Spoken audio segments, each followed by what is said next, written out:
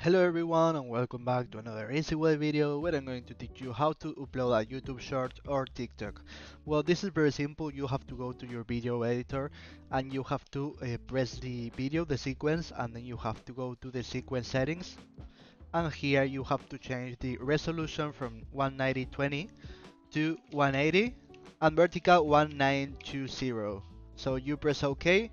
Okay, and as you can see the video is now vertical, so you have to adjust the video.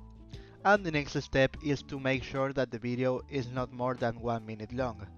So if your video surpasses the 1 minute long, it will be uploaded as a normal video. But if you upload this as lower than 1 minute, you will have a TikTok reel or YouTube short. So if this video was useful for you and helped in some way, please subscribe, comment, share, like, press the bell and the subscription button, and see you in another easy way. And remember that we have a lot of tutorials on our channel, so, sort of like, for example, I don't know, Facebook, Instagram, YouTube, wherever. So goodbye.